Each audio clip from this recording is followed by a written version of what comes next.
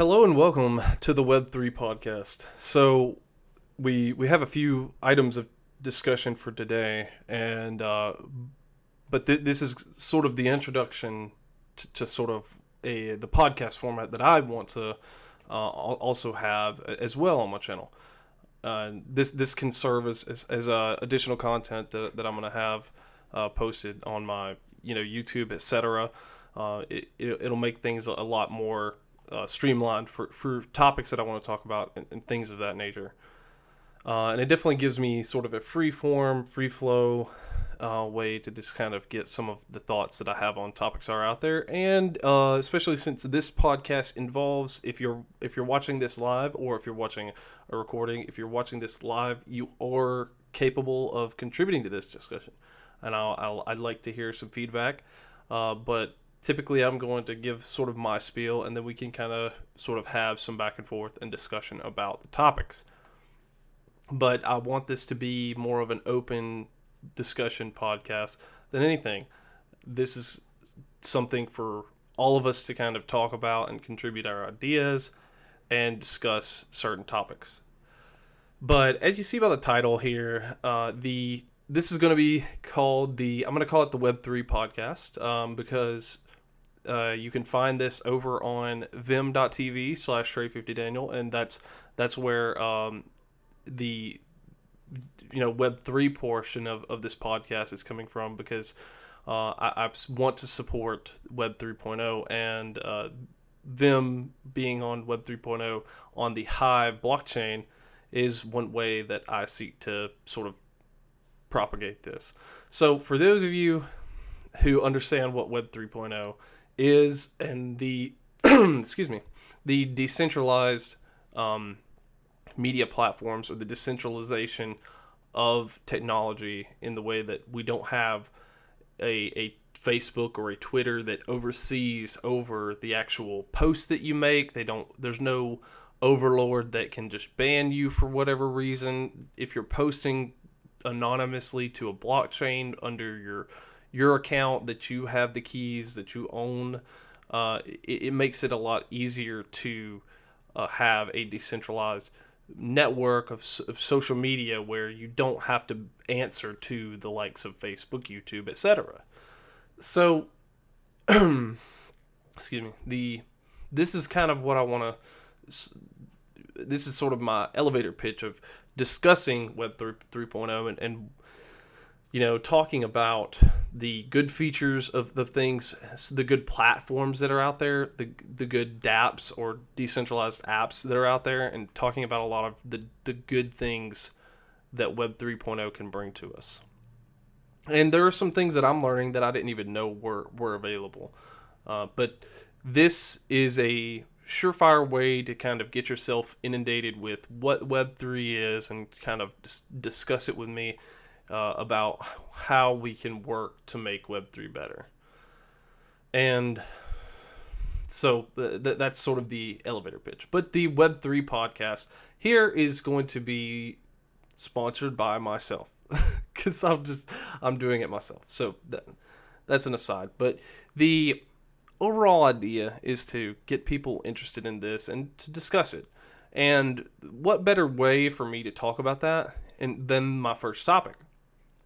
That would be financial freedom. So everybody may talk about financial freedom, and someone may discuss about financial freedom, but I definitely want people to understand financial freedom and understand why should you want financial freedom, right? There are a lot of people who are comfortable without financial freedom, and this is a way for a lot of people to.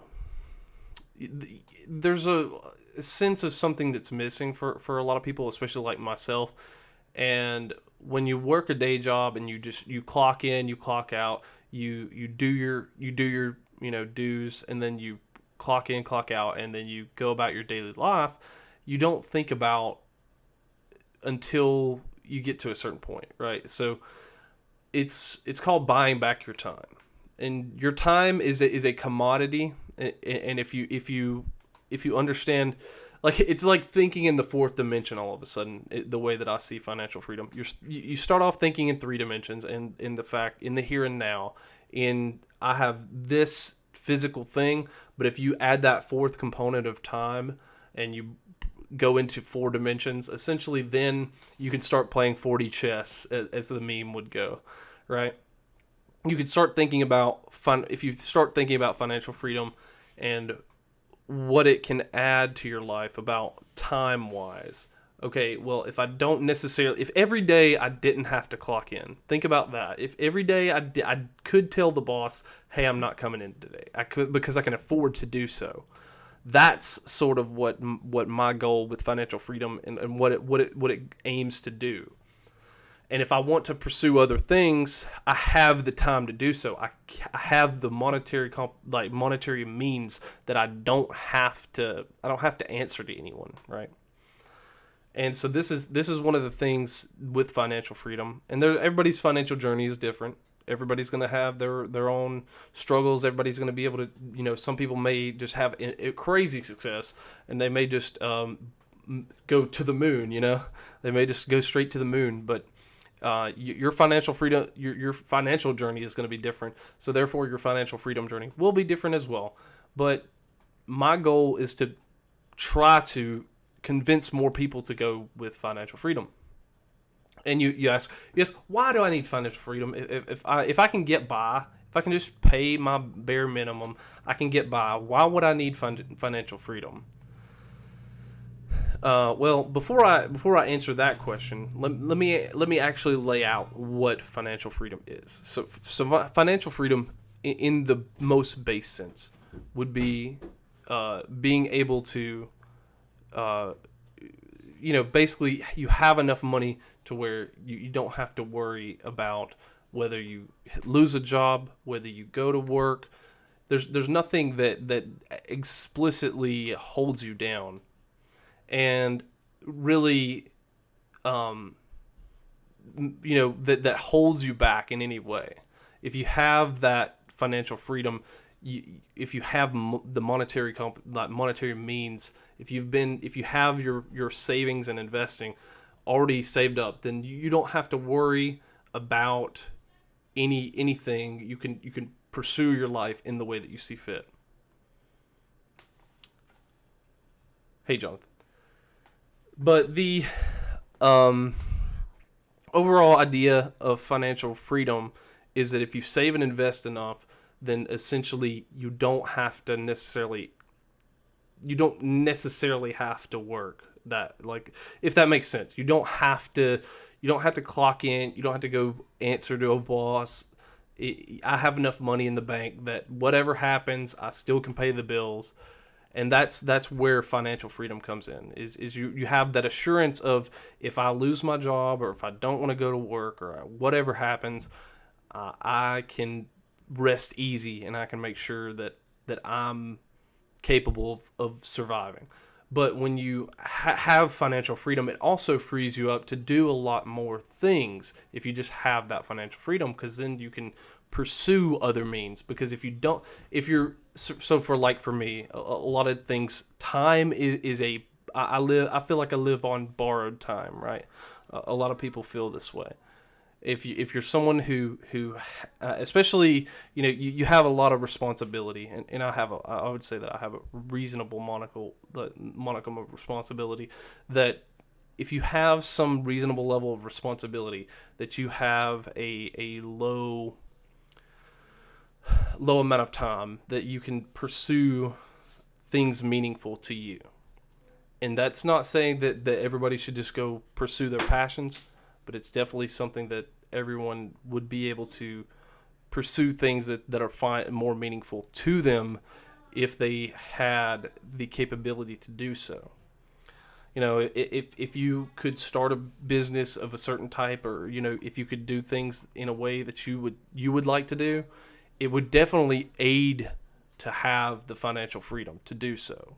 And especially if you have financial freedom at such a level that you can then fund a lot of the things that you want to be able to do, it's very vital to pushing yourself up and kind of lifting yourself up out of sort of the drolls of, the lull of society, right?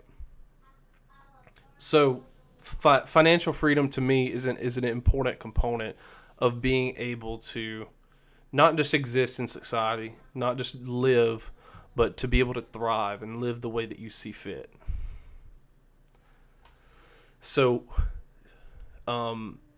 this is why I'm a huge advocate for financial freedom, and what I see going forward, that financial freedom, the benefits that it can have for individuals, and what it can add to everybody's life.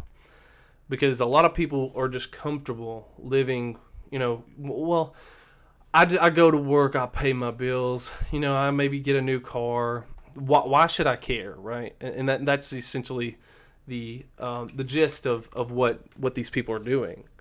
I realize I have those on, but that's the gist of what is being said, and what people are like. Well, I can pay my bills. What does it matter, right? So my idea is that even if you just want to pay your bills, even if you just want to live and do your normal duties, do work the way that you normally work, you also have sort of I'm pretty sure everyone would rather at least not be tied to your job. I mean, everybody posts about like, oh, well, I'm ready for the weekend or this or that. What if you could just, if you didn't feel up to the task for the day, you didn't have to clock in. If you don't necessarily want to, you can tell the boss like, hey, I need a day. I'm going to take a day, whether you pay me or not. It's a day for me. I'll pay myself for that day. And if you can basically pay yourself for any period of time, and you could live and be able to, capable of living and existing on your own, then I think that's just a huge win for anyone. And I don't see why you would want anything else. So this is why I think everybody should want financial freedom, because it's going to afford you the capability of being able to more than exist in society. You can thrive. You can have a lot more than what you thought you could have, and a lot of people will enjoy this. So this is why I'm a huge advocate for financial freedom, and the basically the things that it can bring to your life. So with financial freedom, that's kind of one of my big sticks of what I've been working on. I struggled before, and something that really helped was finding crypto and finding stocks and investing at first was nice, but also finding crypto, because especially if the market is good for crypto, it's just going to be, you're going to have a lot better time. The markets, they go up, they go down. A lot of it's noise to me. I continue buying in basically every month. I have set amounts that I just buy anyway, and so it's something that I don't think about. I just buy and I save and invest, and I have crypto, and I just want to stack as much as I can, and just have a bunch of, particularly HIVE and Bitcoin mostly. But if I can just save up and invest that and have a lot of it saved up, it could, especially if it spikes, I could have some time where I really have a moment where all of a sudden now I'm financially free. Hey, Shadow Warren. As you can see, we're doing a different format here.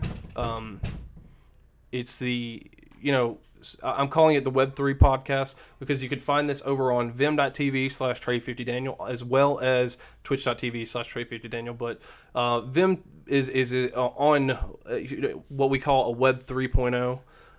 It's a blockchain based social media, And so that's sort of where Web3 is coming from, and that's what we're discussing. And my first topic of discussion was financial freedom, and why everyone should want financial freedom.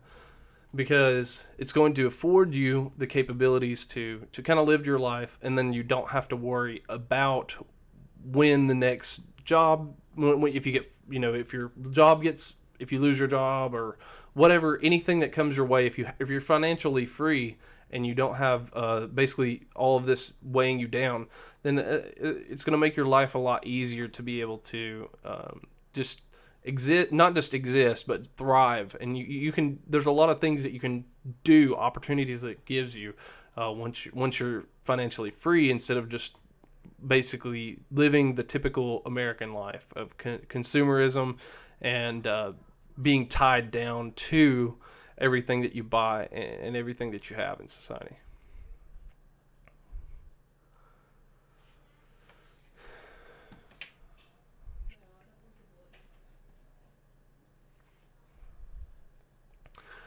So if there's this is open for discussion, and now at this point, I want to give my spiel about each topic, and then kind of maybe give people, if they want to weigh in on the discussion, give you some time to if anybody wants to discuss that, if anybody wants to discuss financial freedom and why they, what they think about it, and if they want to ask questions about it, because there's definitely a myriad of questions you can ask about financial freedom and what ways you can aim to achieve that. So if you're interested in that, definitely ask questions, because I'm open to answering those questions.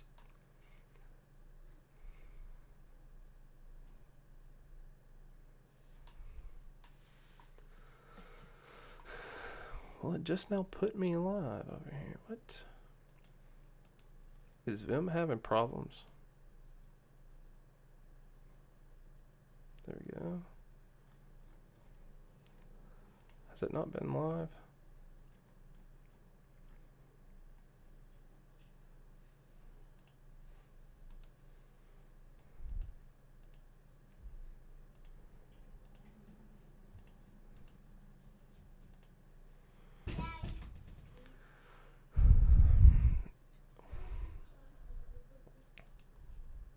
Well, if no one has any questions or anything about that, I'll continue on. But financial freedom was the first topic. So what we're going to cover next is why I like Hive, and what I think about the Hive blockchain, and what it can afford to everyone to be able to not just pursuing financial freedom, but as well as protecting your online identity, and making sure that you're still afforded all of the protections basically that we originally, it's basically created the new internet in a lot of ways. And Hive is one of the key components of that in Web3, the way that I see it. Hive has several dApps, or decentralized apps, and one of which is dBuzz, which is a Twitter alternative. And you'll see on the screen, it shows every now and then, it shows to follow me over on my Twitch and my dBuzz. So you can follow me over on dBuzz as well as Twitter. And then also, so we also have, there's not just dBuzz. There's also Vim, which is a live streaming platform similar to Twitch, but it's also a decentralized app. They worked on it. They put it on the Hive blockchain. And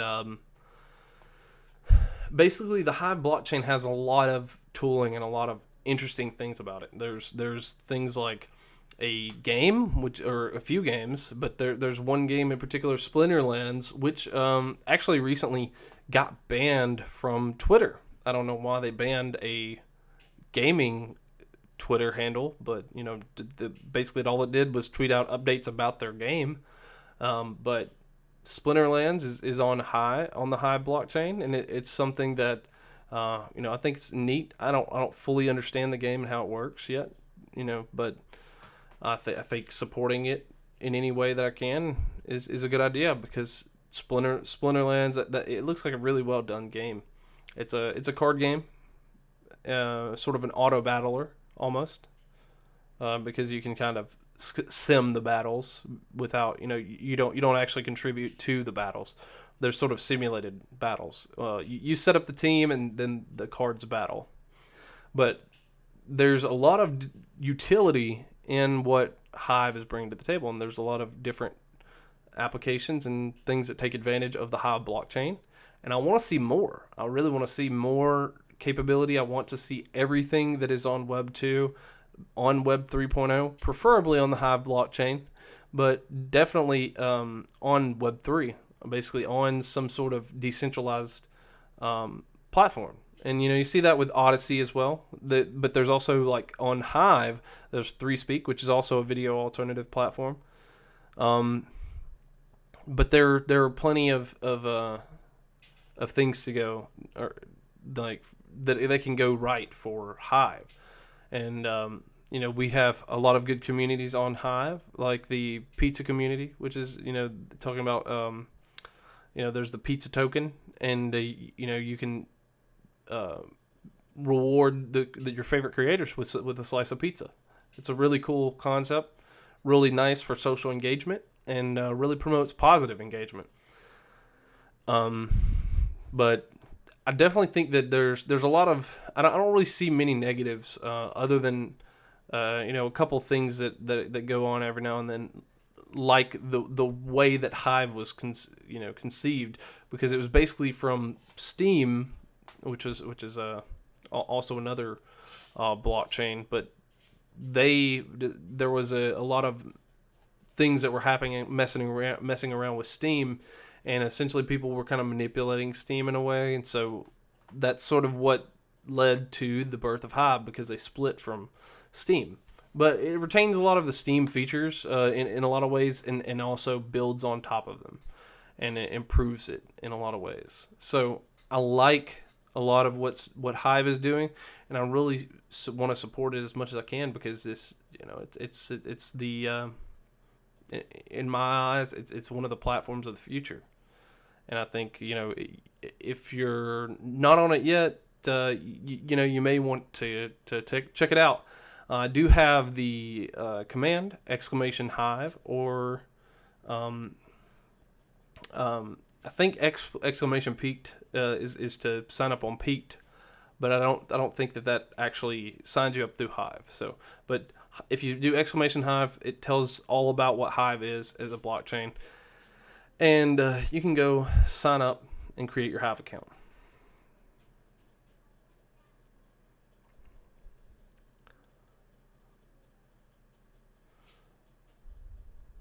So those are the two main things that I want to discuss.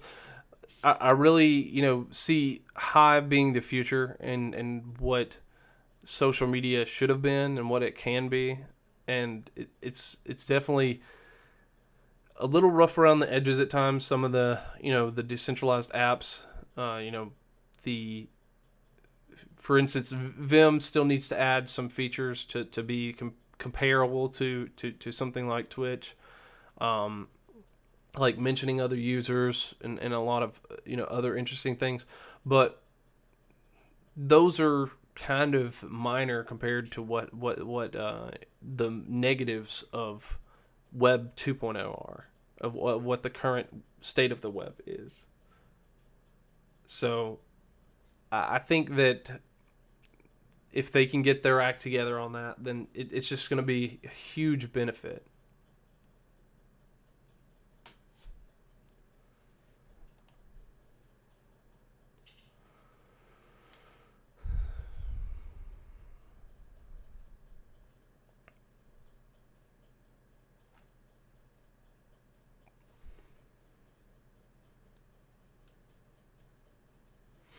So now that we've discussed kind of Hive and why Hive, and as well as financial freedom is important, now let's kind of talk about how we're combining that. So I kind of want to walk you through sort of my financial journey, and I'm sure that everyone else can kind of relate to this, unless you've kind of either hit the jackpot by, you bought Bitcoin way back when and then you sold at the top.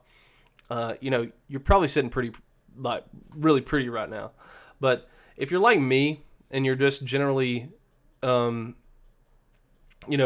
going about your life as most people do. You don't learn any financial understanding as an adolescent, and when you begin growing older, then you kind of have to learn. You hit those brick walls. You keep trudging on, and you figure out a lot of things, and you come to an understanding. So, and some of it is through watching videos that I've done. I've watched some videos. I watched Graham Stephan. I watch a couple of other prominent investing and sort of finance YouTubers, but they were the catalyst for some of the ideas that I have. But definitely, it just helps learning and understanding.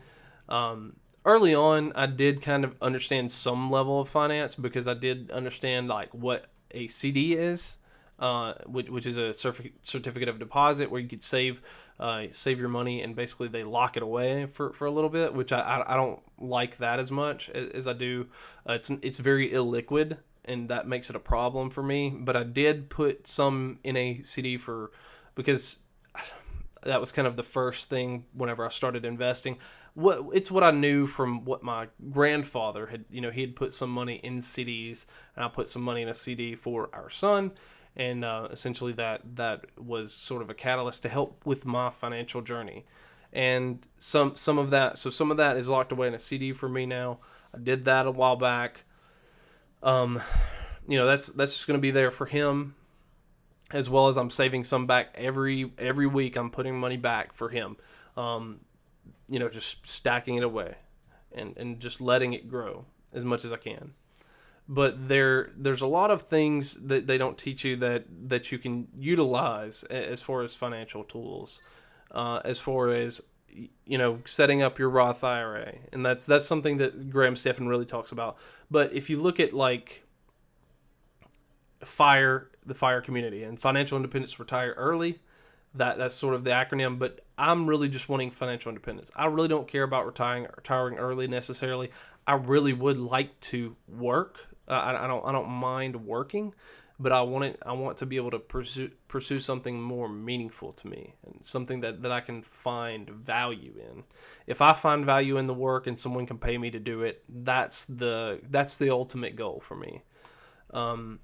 It kind of doesn't matter what it is. I mean, I work on websites now, and I would be fine working on websites still, as long as I kind of had more say in the process. A lot of it now is very dictated.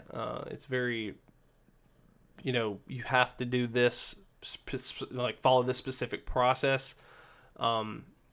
So any way that I can gain back autonomy, because I value autonomy over a lot of things. Like I really do think that being autonomous and being able to control yourself and being able to manage yourself in a lot of ways is a very valuable asset to me, regardless of where I go and what I do. I pretty much want to kind of have I'm kind of the Burger King mentality, but I don't take it overboard. I'd like to have it my way, right? I would like to have it my way. But the overall idea of what I've been pursuing is, if I look at financial independence, retire early, there's some ways. Yes, you can start your Roth IRA. Yes, first thing I recommend for everyone. If you start your Roth IRA, put it in index funds. Have some of that in index funds. Now, Graham is kind of more boomerish with it, and there's a lot of people who are more boomerish with it, where they're like, just put everything in index funds, and then eventually, over time, at 7%. But with the rate of inflation and the way that I see things going, and also the rate at which I want to be able to be financially free, that's not viable. It's not viable to get 7% a year.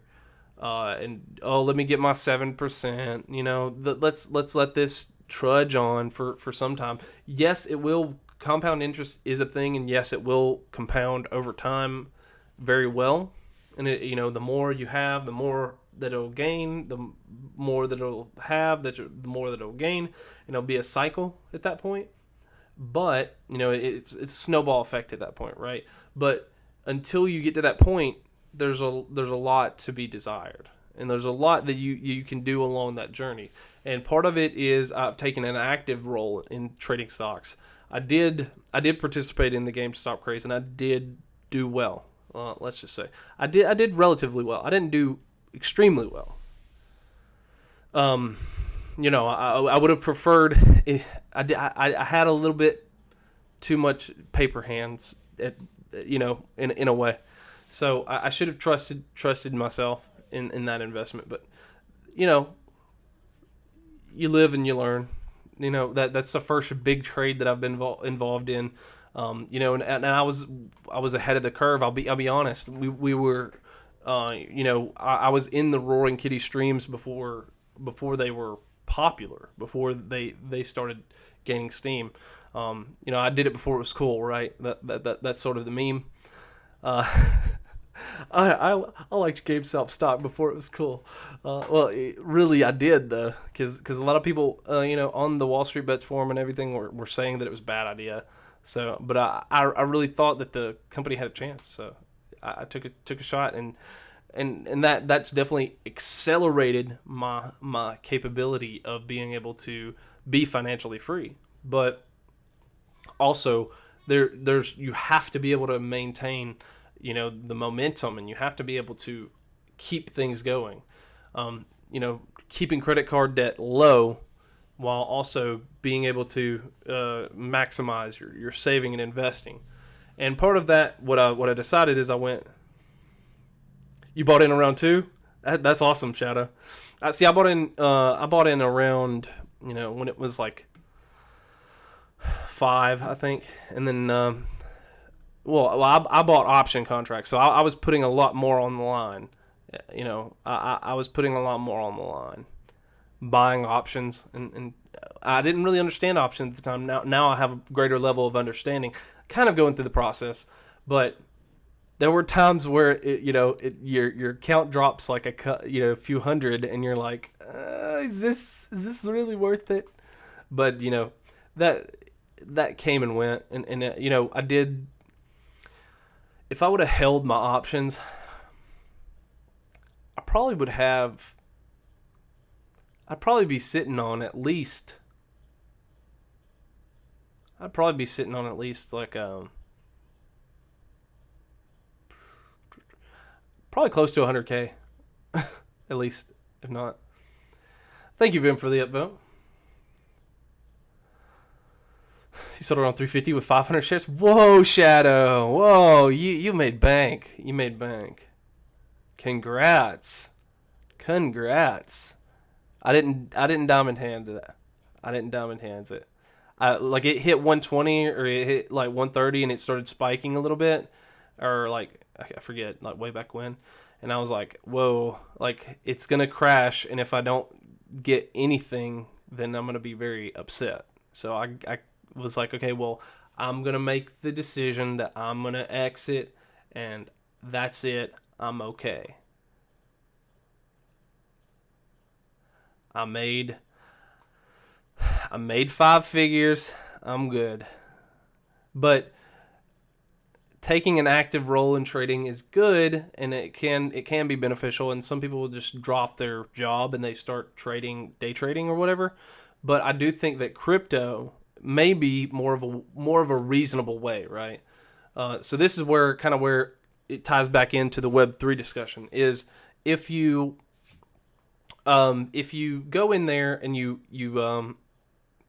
say you buy stocks and trade stocks, things are going to shuffle around, and you're going to have a lot of issues with whether the fluctuation of the price and all that, and that happens with crypto as well.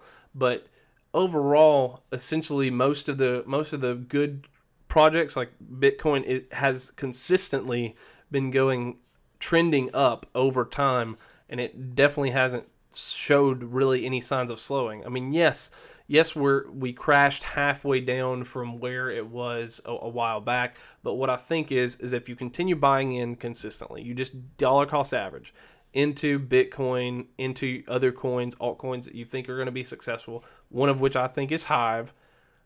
If you continue consistently dollar cost averaging into those cryptocurrencies, I think that you stand to do well over the long term. And, that's what people have seen with like the Dogecoin millionaire and stuff like that. And of course, I think that he lost a lot of it, I think, whenever it crashed back down. And he said he was going to hold. That's his deal. But, if he would have just sold then and then, he could reinvest it back later, or he could, you kind of have to know when to. The accumulation phase, yeah. Well, what I'm advocating though is, for Bitcoin, I think that definitely it's going to accumulate, and it's consolidated down, right? Like we hit levels of euphoria. That's kind of like some level of reading charts that if you understand, like when it hits 60K, you kind of hit a level of euphoria, right? And that's kind of expected whenever a bull market hits. Bull market hits, you hit a level of euphoria, you're going to have a crash, and then eventually it reaches some level of stability, which Bitcoin seems to be pretty stable at around 30K. And eventually, once you get to the point where after the stability period, then you're going to hit another bull market, but this time it's going to reach even higher highs, and then it's going to stabilize at a lower low. And definitely for Bitcoin, that's proven true if you look at the charts and see what the history of Bitcoin and what's happened to it. So honestly, buy low, and then if you can sell some off when it hits the peaks, and then that way basically you can buy back in later, or you have that money there that you can use for other things. Yes, I'm saying you should. Yes, I'm saying you shouldn't just hodl. Like, some people will say that. Some people will say that, but I don't think they genuinely believe that. Because if you had the opportunity to be a millionaire, would you still hodl? Most people wouldn't. Most people would see that's still a trade. You're still trying to make a trade. You don't want to be stuck with coins that you could technically then be a millionaire. I wouldn't feel comfortable doing that. Yes, there's some level of principle there, but if you play your cards right and you just dollar cost average, and that's what I'm suggesting, Shadow, is just don't worry about like, okay, this is the low. Don't worry about that. Just dollar cost average. If it goes up, it goes up. If it's going down, you're buying. If you're buying on the crash, then good for you, because you can keep buying even when it hits the bottom. And then when it hits the bottom, and then you've bought more, then eventually when it spikes up, you're sitting really nice. But that's sort of my strategy. I'm leaning more on crypto, leaning more on on Web3. A lot of the things, it helps whenever I'm able to earn crypto through Web 3.0. Hive, if you set up your account, you engage on media posts, and engage on blog posts, and you talk about stuff, and you're active on Hive on the blockchain, you get rewarded for it. And it's not much. It's not, you're not making. I'm not making $100 per post, but yeah, if I make a couple dollars a post in Hive, I'm feeling pretty nice. It's a really good feeling to make a few dollars on my Hive posts. It's better than posting your content, not owning your content, and getting nothing for it. So I view it as a win.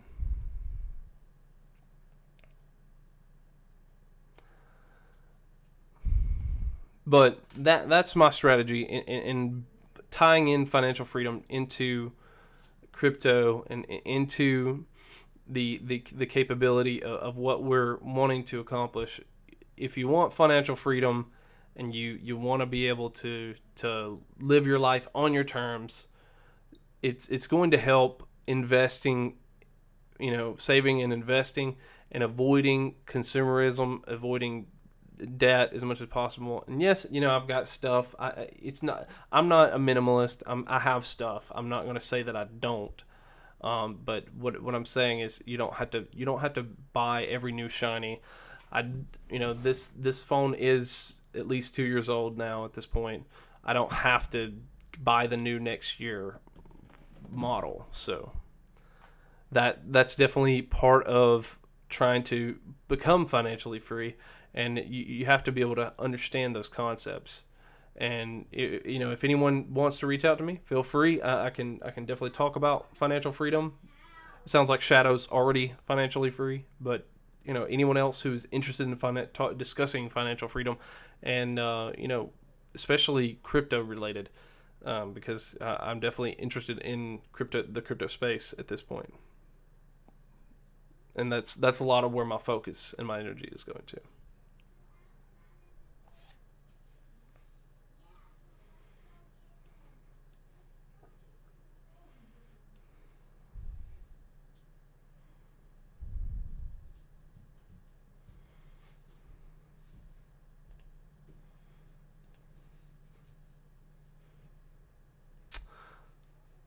So that's kind of the main spiel that I had for talking about financial freedom, and why I think that Hive is one of the future of social media, of crypto, of a lot of things.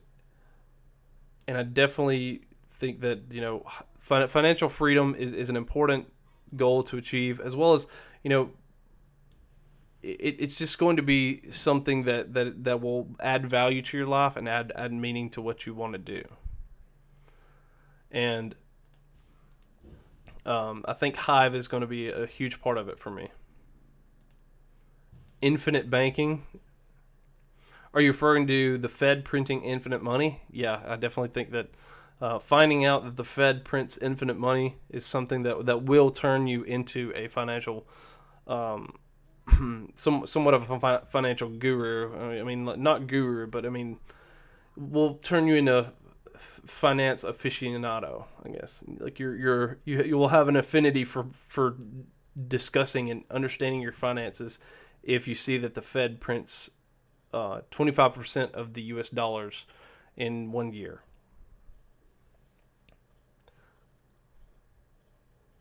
But there are a lot of tools on your financial freedom journey, and you can take advantage of them. Things like you can still enjoy things with financial, like while on your financial freedom journey. And one of those things is like the credit card farming,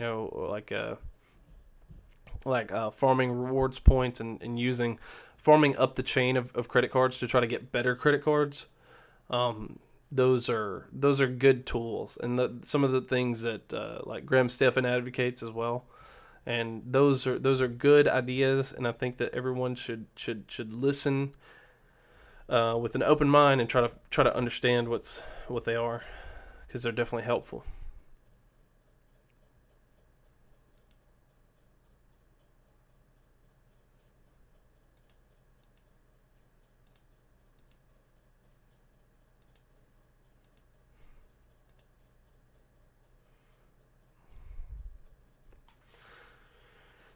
Overfunding.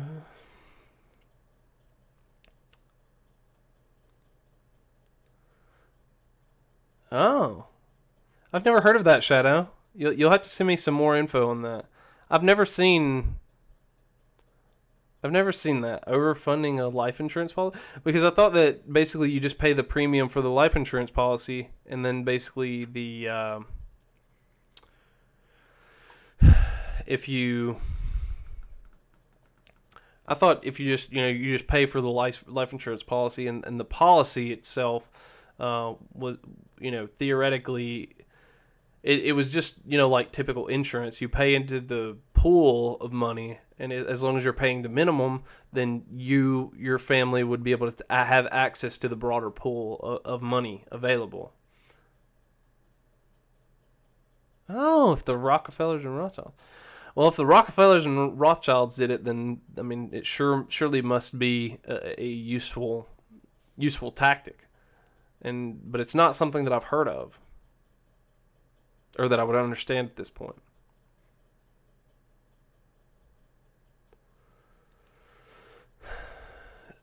I don't know how you overfund the life insurance policy, but it would be interesting to learn. If you have any useful guides, feel free to shoot them my way, because I'm all for learning more.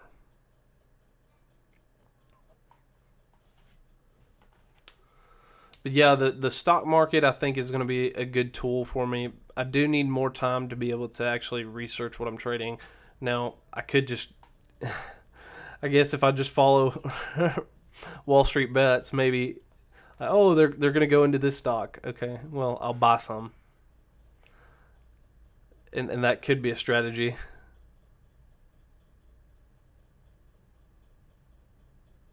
What? Use so much the government placed a max on funding them. I guess that's kind of like Roth IRA though, too. But I don't know if those were created with maxes in mind. But like Roth IRA, you can only fund like $6,000 a year. But if you fund it to the max, and it grows 7% a year, in so many years, you'll be a millionaire. So I don't.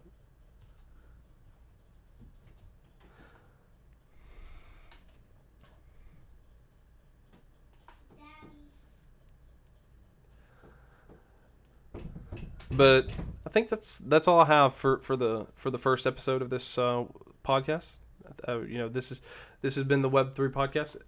Definitely, if you have any questions or anything that you want to discuss in regards to the topics that we discussed here, feel free. And also, I'm gonna make this available on all the other platforms. It's gonna be live on YouTube, 3Speak,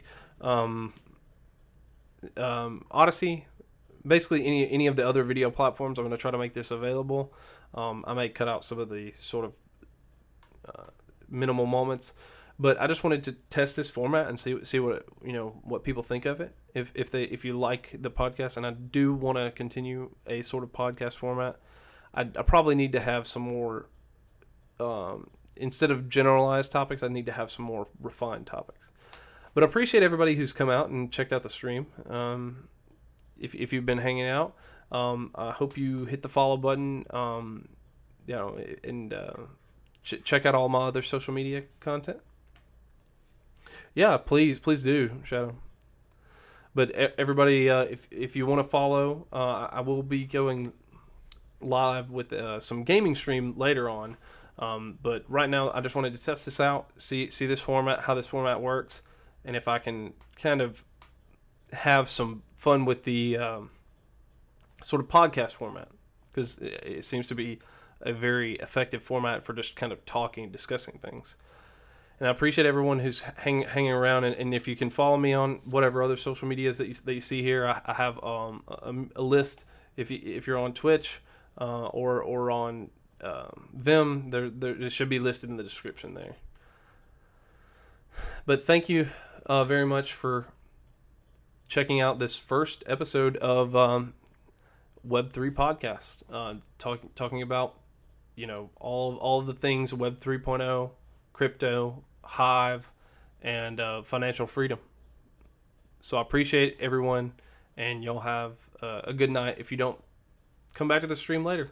We'll play some games. This is Trey50 Daniel signing out.